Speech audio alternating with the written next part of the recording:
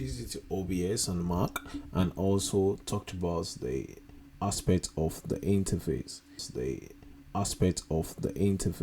In this particular video, I'll be leading you through the different settings that we've got on OBS.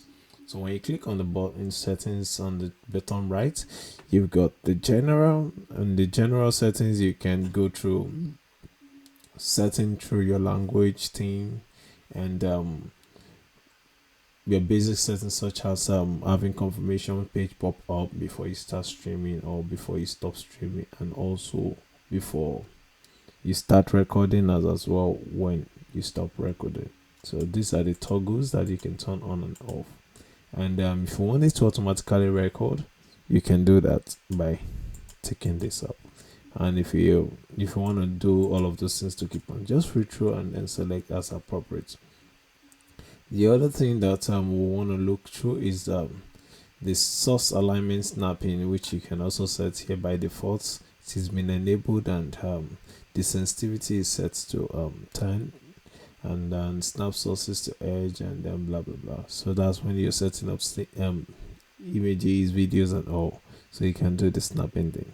So, and if you've got projector selected, you can hide your cursor over projector such that nobody sees your cursor even while you're trying to do things on screen.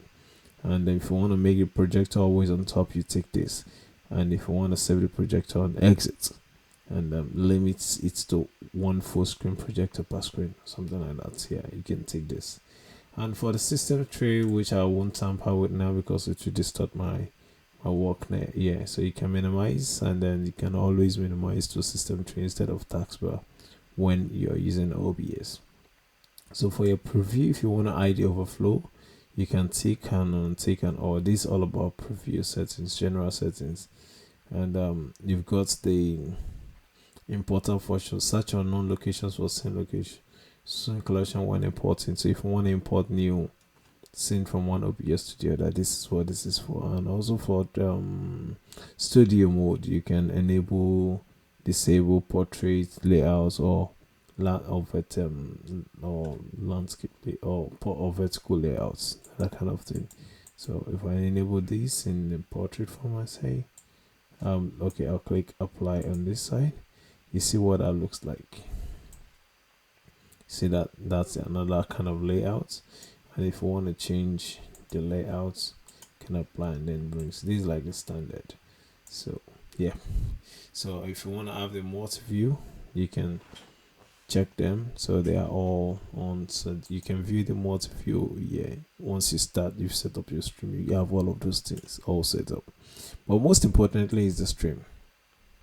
Yeah, for the stream, it is where you set up where you're streaming to: Twitch, YouTube, Facebook Live, Restream, Twitter, Web, or you can show more options, and it's gonna list some endless locations or destinations where you can stream to.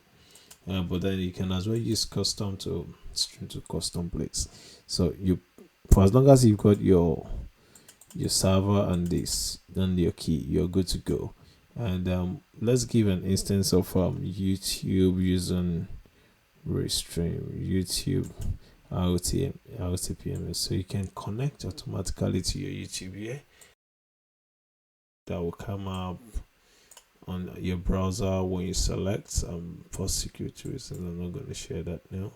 You can select that whatever you want to connect to. For instance, I'm going to come now and then just select, and then select the YouTube channel. If you have a list of channels, say I've selected GospelDigitiser and I've connected this successfully here.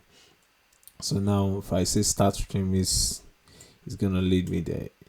If I say start streaming, it will prompt me to set up a stream, and when I set up a stream, and then it will ask me to select to set up and live streaming is not enabled on the selected YouTube channel. So all of this, because I haven't streamed there before, so it's not enabled.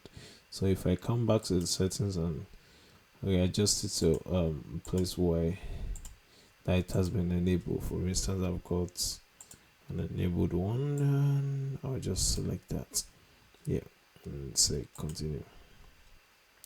So here now, for instance, let's click on OK and say manage broadcast, and then I can, these are some of the streams I've got set up. So you can select it and then it starts streaming live. So anything you have on here, it goes live. So more so, let's take a look at some other setup. For output, you can set up if you want a simple or an advanced mode, and you can adjust more, do more advanced adjustments here. But then let's go to simple, making everything simple. For the live stream, you can set your bitrate. If you have a higher speed downloads or upload speed, then you can go to 800 kilobyte, 8,000 kilobyte per seconds. If you have less than about 12,000 to 10,000 megabytes per seconds, 10 megabytes to 12 megabytes, you can then set this to around 5 to 6,000. But the minimum you want to do is 4,000 kilobyte per seconds anyway, and your bitrate is normal this here. For recording, you can set your path. So wherever you're recording to, you can set the path so where you're recording to, so you can locate your file. I usually like to have my MP4 and indistinguishable quality, and you can have as well have lossless quality as you so wish. So and moving on, you have your, I really don't come down here, replay buffer, or that doesn't make any sense to me since I don't use it. For live streaming in church, you don't need that. So for your audio, set your general audio to stereo, because you are also involved in sound and more. And for the global audio devices, I often disable all, so I can have control over what sound I'm bringing in and what I'm taking off. So I can easily use my sources to determine what sound I'm bringing in. So for meter, I'll keep it at fast, and pick meter type, sample pick, and then my monitoring device. If you want to monitor through your mixer, you can select your mixer, and these are my audio, so my output sources. So I'm monitoring through my mixer, and this is my mixer. Yeah, back to your video setting. Yeah, you can adjust your resolution. If you're streaming to YouTube, this is the default one, and if you're streaming to Instagram, it is 1080 by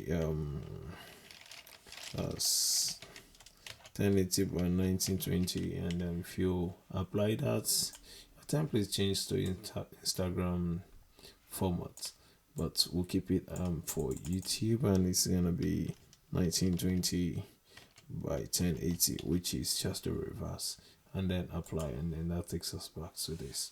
So 60 frame per seconds is quite solid. If you've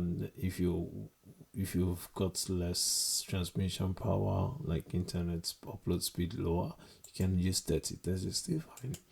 But I'm doing 60 because it's fine. Everything's fine. And for your hotkeys, you can set shortcut. For instance, if you want to go transition and you want to make your transition shortcuts to be like F12, and then you click on F12, and when time you want to transit F12, it's gonna work for you as shortcuts. So you can set as many as you desire. So this is a fresh stream, so isn't much that was set up. Yep. Accessibility is more or less like adapting it for usability depending on need. So you've got all of these things, and then when I click on the blind alternative and I say hit apply, a lot of things will change. But then you won't see all of these changes here until I start adding some content. For instance, let's add audio inputs. Now select what's happening there?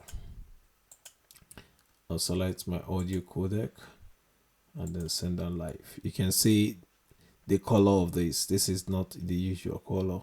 So when I adjust the accessibility into default, and you see that it changes back to the normal color, which is this. You can see that, right?